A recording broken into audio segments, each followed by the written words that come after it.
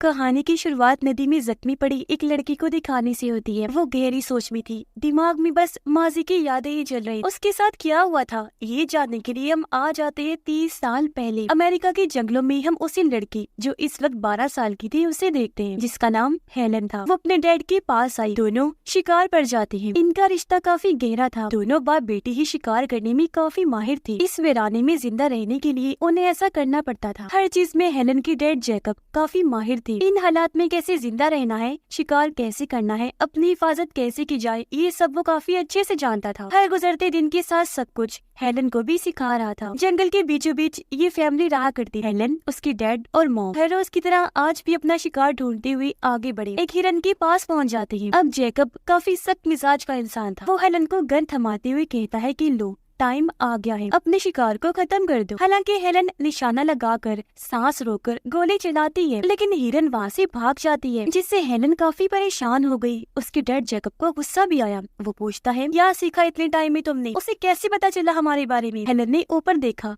हवा चल रही थी। वो कहती है कि उसे हमारी खुशबू आ गई हो। दोनों अब घर आ गए। हेलन की मॉम खाना पकाने के लिए आग जला रही थी। जैकब कहता है कि मत जलाओ आग, कोई शिकार नहीं हुआ तो आज कोई खाना नहीं मिलेगा। जो सुनकर उसे भी काफी बुरा लगा। यहाँ हमने नोटिस किया कि हेलन और उसकी मॉम के बीच इतना अच्छा रिश्ता नहीं है, इसलिए वो ज्यादा अपने डैड से प्यार करती थी, माँ से चिढ़ा करती थी। सिर्फ यही नहीं बल्कि हेलन के मॉम डैड के बीच का रिश्ता भी अच्छा नहीं था। हेलन के जिस्म पर बहुत सारे टैटूज थे जो उसकी डैड ही बनाया करती थी। जब कोई अच्छा काम वो करती तो ये उसका इनाम होता। मतलब जब वो जैकब के किसी इम्तिहान में पास हुआ करती थी। इस माहौल में भी हेलन खुश रहती। उसका इकलौता दोस्त भी उसका डैड ही था। यहाँ ज्यादा कुछ नहीं था तो हेलन ने खेलने के लिए लकड़ियों और पत्तों के खिलौने बनाए हुए थे। अगले दिन हेलन अपने डैड के साथ खाने की तलाश में निकल जाती है। इन्होंने जगह जगह जानवरों के लिए जाल बिछाए थे। एक को देखकर ये लोग काफी हैरान हुए क्योंकि वहाँ सिर्फ भेड़िए की टांग ही थी। इस बारे में हेलन ने जब जैकब से पूछा तो वो कहता है कि भेड़िए ने अपनी जान बचाने के लिए अपनी टांग की कुर्बानी दे दी, खुद ही काट दी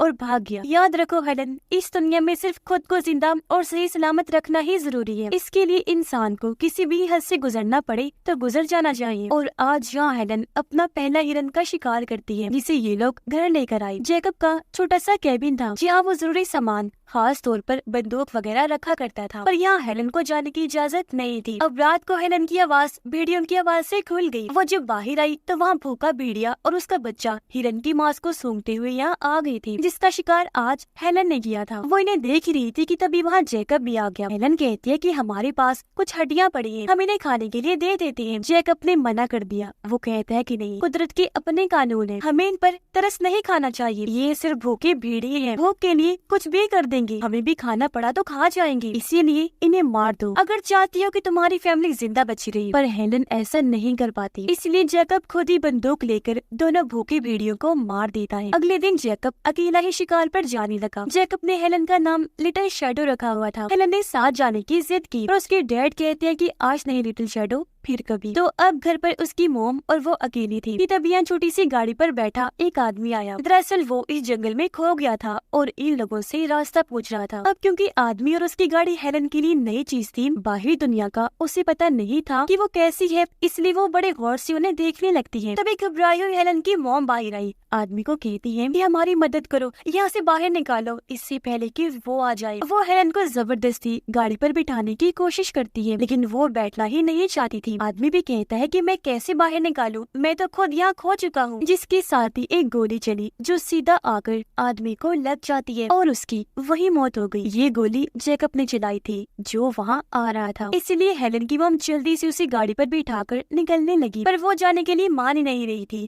कहती है कि मैं अपने डैड को छोड़ के भला कैसे चली जाऊं। हेलन जिद पर उतर आई, इसीलिए उसकी मॉम मजबूरन उसे पत्थर से मारकर बेहोश कर देती है और उसे गाड़ी पर बिठाकर यहाँ से निकालने में कामयाब हो जाती है। रात को जब हेलन को होश आई तो वो खुद को एक हॉस्पिटल में पाती है। आसपास की हर चीज क्योंकि वो पहली बार देख रही थी, इसलिए वो काफी अजीब महसूस करती है। तभी उसके सामने शेरिफ आई। कहते हैं कि घबराओ नहीं, अब तुम बेटा बिल्कुल महफूज हो, तुम्हारी मॉम भी इधर ही है। हेलन जल्दी से अपनी मॉम के पास गई। कहती है कि हमें यहाँ नहीं होना चाहिए, डैड कहाँ है, हमें घर जाना होगा। उसकी मोम कहती है वो हमारा घर नहीं था। गुस्से में हेलन कहती है कि ये आप क्या कह रही हैं, आखिर बात क्या है। तब उसकी मोम ने बताया कि जैकब इंसान के रूप में एक दरिंदा हैवान है, उसने मेरे साथ जबरदस्ती शादी की, बहुत गलत किया, 12 साल तक उसने मुझे जंगल में कैद रखा। हेलन कहती है झूठ, एक नंबर की झूठी है। मुझे डैड ने बता दिया था कि मैं तुम्हारी किसी भी बात पर यकीन ना करूं। और अब वो मॉम पर चिल्लाई कि मुझे घर जाना है। पर शेरिफ आकर हेलन को वहाँ से ले गया। एक जगह पर बंद करके कहता है, बेटा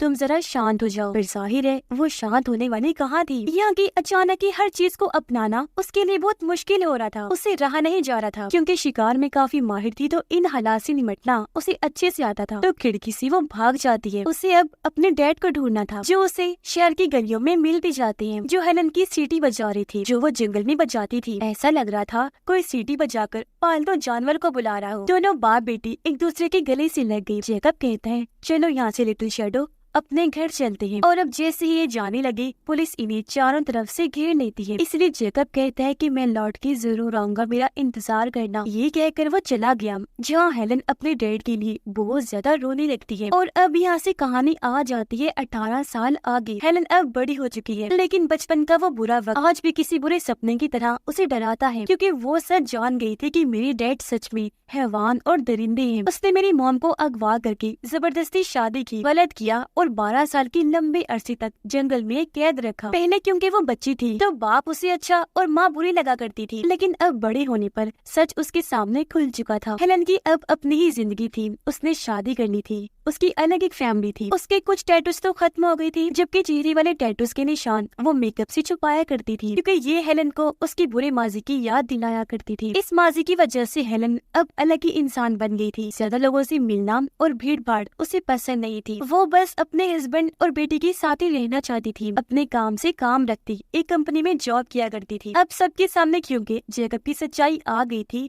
तो उसके बारे में एक कहानी बन गई। उसे मार्श किंग के नाम से जाना जाने लगा। इस कहानी के मुताबिक बताया गया कि वो बहुत ही बुरा इंसान है, जंगल में रहता है, कुदरत को नुकसान पहुंचाया करता है, एक औरत से जबरदस्ती शादी करके गलत करने वाला दरिंदा है। इसी वजह से उसका ये नाम इन्हीं मार्श किंग पड़ गया। अब हेलन अपनी बेटी और हस्बैंड से बहुत प्यार किया करती थी, पर यहाँ उसने एक गलती की हुई थी। उसने सबसे, यहाँ तक कि अपने हस्बैंड से भी अपनी पहचान छुपाई हुई थी कि वो जेकब मार्श किंग की बेटी है, जो उसकी बहुत बड़ी गलती थी। उसने ऐसा इसलिए किया क्योंकि फिर उसे कोई भी नहीं अपनाता। अब दिखाया गया कि पुलिस मार्श किंग और उसके एक साथी को बस के जरिए कहीं और ले जा रही थी, पर इन दोनों ने ही भागने का प्लान बना लिया था। अंधेरी वाली जगह पर आकर उन्होंने गार्ड पर हमला कर दिया, फिर उसे गन छीनकर गार्ड और ड्राइवर दोनों को ही मार देती हैं और यहाँ से फरार हो गई। अगले दिन हेलन काम से जब घर आई तो अपने घर पर पुलिस देखती है। वो काफी घबरा गई। अंदर जब गई तो एक ऑफिसर उससे कहती है कि तुम्हारी डैड मार्श किंग फरार हो गई है। क्या उसने तुमसे कोई राब्ता किया? जिस पर उसने ना में जवाब दिया। लेकिन अब ये जानकर कि वो दरिंदा आजाद हो गया है, वो काफी घबरा गई। डर एक बार फिर उस पर हावी होने लगा। पुलिस के आने से उसके हस्बैंड को भी पता चल गया कि असल में हेलन, जिसने अपनी पहचान अब तक छुपाई हुई है, वो मार्श किंग की बेटी है। इस बात पर वो काफी नाराज हुआ क्योंकि हेलन को सच छुपाना नहीं चाहिए था। हालांकि मार्श किंग की कहानी हर कोई जानता था, इसीलिए वो अपनी बेटी को लेकर वहाँ से चला गया। तो अब पुलिस की एक गाड़ी वहाँ पहरा देने लगी, क्योंकि उन्हें यकीन था कि जेकब अपनी बेटी से राब्ता या उस तक पहुँचने की कोशिश जरूर करेगा। और इस तरह हेलन अब अकेली रहने लगी थी। इसी रात हमें जेकब और उसका दूसरा साथी दिखाया गया। वो एक गैस स्टेशन पर रुककर किसी का इंतजार कर रही थी। इतनी ही देर में यहाँ एक गाड़ी आई, दोनों उसके अंदर बैठी और यहाँ से निकल जाती है। अगले दिन वही शेरिफ हेलन का हालचाल पूछने आता है, क्योंकि जब हेलन की मॉम और वो जेकब से आजाद हुई थी तो हेलन की मॉम ने शेरिफ से शादी कर ली थी। मतलब इस तरह हेलन शेरिफ की सौतेली बेटी बन गई, पर वो उन्हें कभी नहीं अपनाती। हालांकि वो काफी अच्छा इंसान था, उसे अपनी बेटी ही समझा करता था। वो चाहता था कि हम सब फैमिली की तरह रहें। वो हेलन को तसल्ली देता है कि परेशान ना होना, तुम्हारा हस्बैंड बस नाराज है, वो जल्दी लौट आएगा। तभी यहाँ एक एजेंट आया, क्योंकि हेलन को FBI ने बुलाया था। वहाँ पहुँचकर उसे पता चला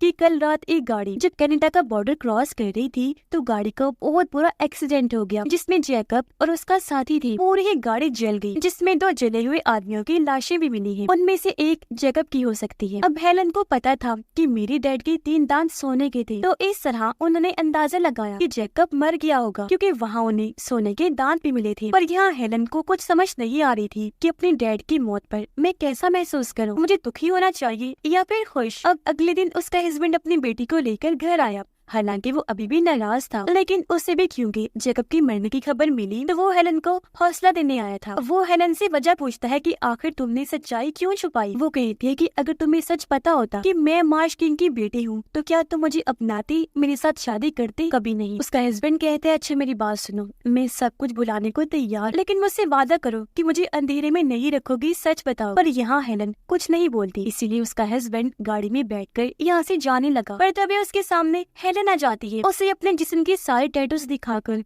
सब कुछ सच सच बता देती है, यानी अपनी मॉम और बाप से जुड़े सारे राज वो बता चुकी थी, जिसके बाद वो काफी दुखी हो जाती है। ये देख उसका हस्बैंड पास आकर हेलन को गले से लगा लेता है और ये फैमिली फिर से एक हो गई। अब अगले दिन ये सब लोग शेरिफ के घर गए। हेलन अपनी बेटी को कहती है बेटा ये तुम्हारे नाना है। जो सुनकर शेरिफ काफी खुश हो गया, कहता है वाह बेटी आज मैं बहुत खुश हूँ, क्योंकि मैं तो बेसब्री से इस दिन का इंतजार कर रहा था। यहाँ पता चला कि हेलन की मॉम मर चुकी है और शेरिफ ने हर जगह हेलन और उसकी मॉम की तस्वीरें लगाई हुई थी। हेलन शेरिफ को बताती है कि मॉम ने मुझसे हमेशा नफरत की, क्योंकि उन्हें मेरे अंदर जैकब की झलक दिखाई दिया करती थी। शेरिफ उसे समझाता है कि ऐसा कुछ नहीं है, वो तुमसे बहुत प्यार करती थी पर तुम कभी समझ ही नहीं पाई। फिर शाम को ये लोग घर वापिस आए। रात को जब ये लोग सो रही थी तो हेलन को बुरा सपना आया कि मेरे डैड इस घर में भी आ गए हैं और मेरे बहुत ही करीब खड़े हैं। फिर अगले दिन जब उसकी आँख खुली तो उसे घर में मिट्टी मिली, जो देखकर हेलन काफी घबरा गई, क्योंकि उसे लग रहा था कि डैड ने मुझे ढूंढ ही लिया और अब वो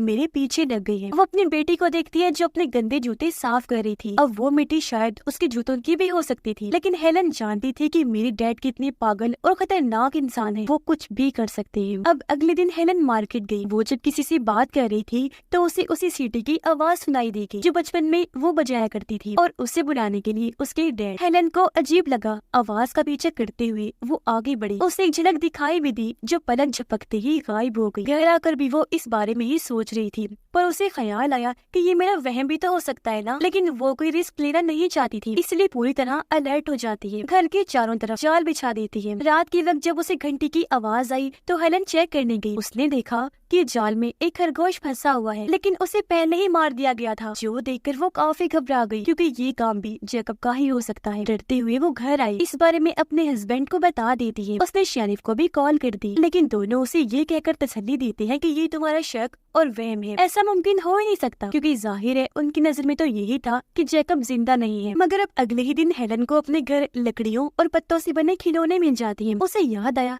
कि ये तो मेरे बचपन वाले खिलौने हैं। वो समझ जाती है कि जैकब ने मुझे इशारा दिया है, वो जिंदा है और मुझ तक पहुंच गया है और अब वो हमारा पीछा कभी नहीं छोड़ेगा। वो लाशें किसी और की थी। जैकब ने इन्हें गुमराह करने के लिए बस अपने सोने के 3 दांत ही वहाँ पर छोड़ दिए थे, ताकि इन्हें लगे कि वो मर गया है, लेकिन जाहिर है वो इतनी आसानी से मरने वाला कहाँ था। अब हेलन सोचती है कि डर के रहने से बेहतर है डर का सामना करना, इसीलिए अब वो अपनी फैमिली की हिफाजत के लिए अपने बाप का सामना करने के लिए निकल गई। वो उसी जंगल में आई, उस जगह पर जाने लगती है जहाँ उसका बचपन गुजरा था। उसका घर अभी भी वहीं था, पेड़ नदियाँ हर चीज हेलन को आज भी याद थी, जहाँ पर तभी उसकी मुलाकात अपनी डैड जैकब से हो ही जाती है। इतने सालों के बाद दोनों एक दूसरे से मिल रहे थे। अब वो काफी बूढ़ा हो गया था, लेकिन अब पहले की ही तरह खतरनाक और नडर था। दोनों बाप बेटी बातें करने लगे। जैकब कहता है कि तुम्हें वापस आना ही होगा, अपनी बेटी को भी ले आओ इधर, पहले जैसी एक जिंदगी हम फिर से यहाँ गुजारेंगे। मैं जानता हूँ कि तुम भी यही चाहती हो, क्योंकि तुम बहुत खुश थी। हम तीनों शिप के जरिए कनाडा चले जाएंगे और वहीं रहेंगे। हेलन कहती है मैं ऐसा कुछ नहीं करने वाली, क्योंकि अब मेरी एक अलग जिंदगी है, मेरी फैमिली है, हस्बैंड और बेटी जिनसे मैं बहुत प्यार करती हूँ, और वैसे भी मैं ऐसा जान गई हूँ कि तुमने मेरी माँ के साथ क्या किया, तुम दरिंदे हैवान। तब जैकब जवाब देता है कि वो झूठी है, मैंने उसके साथ कुछ गलत नहीं किया, वो मेरी जिंदगी में अपनी मर्जी से आई थी। हेलन रोने लगी,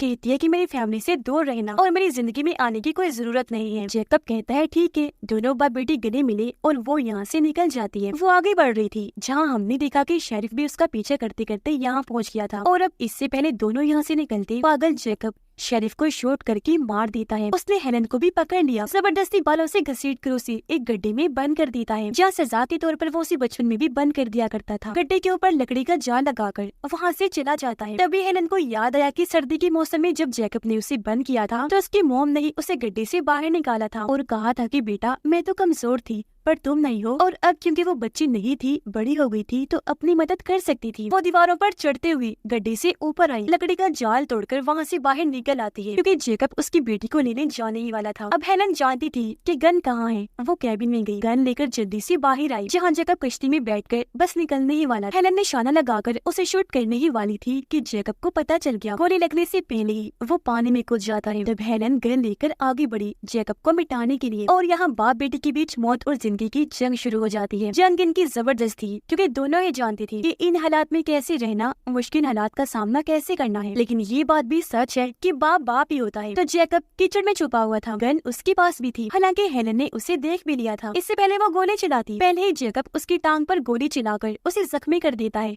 पर जान से नहीं मारता। और अब वो उसे जबरदस्ती अपने साथ ले जाने लगा। आज भी वो उसे लिटिल शैडो कहकर बुला रहा था। तब हेलन गुस्से में उसे कहती है कि चुप कर, इस नाम से मुझे मत पुकार। जेकब कहता है मैंने तुम्हारे लिए क्या कुछ नहीं किया, जबकि तुम्हारी माँ तो कमजोर थी। तब हेलन कहती है कि नहीं, वो कमजोर नहीं थी, बल्कि कमजोर तो तुम हो, जो एक औरत को जबरदस्ती जंगल में ले आया, उसके साथ गलत किया, उसे कैद करके रखा। जेकब कहता है मैंने वही किया जो मुझे ठीक लगा, और तुम बताओ अब अपनी फैमिली की हिफाजत के लिए क्या कर सकती हो। तब जज्बाती होते हुए हेलन हल्की सी आवाज में कहती है कि मैं अपनी जान दे सकती हूँ। और अब जब ये दोनों ऊंची जगह से गुजर रही थी, तो हेलन यहाँ गिरने का नाटक करती है। जेकब मदद के लिए जब आगे बढ़ा, तो हेलन उसे भी अपने साथ लेकर नीचे कूद जाती है। दोनों काफी ऊपर से नीचे नदी में आकर गिरती है, इसीलिए काफी जख्मी हो गई थी। ये वही कहानी की शुरुआत वाला सीन है, जब हेलन बेहाल जख्मी हालत में नदी में पड़ी थी। वो जल्दी से उठकर गन लेती है, जेकब का काम तमाम करने का सोचती है। हालांकि उसने भी गन उठाने की कोशिश की, पर वो नाकाम रहा। और अब इस बार हेलन नहीं डरती, टाइम गवाए बगैर जल्दी से उसे शूट कर देती है। उसकी मौत हो गई, और इस तरह उसने अपने हाथ से डर को खत्म कर दिया, साथ ही हमेशा के लिए बाप के रूप में दरिंदे हैवान को भी खत्म कर दिया। और अब वो हंसी खुशी बगैर किसी डर के अपनी फैमिली के साथ रह सकती थी, जो जिस उसके लिए किसी खुशी से कम नहीं थी। और इसी के साथ इस फिल्म की कहानी यहीं पर खत्म हो जाती है।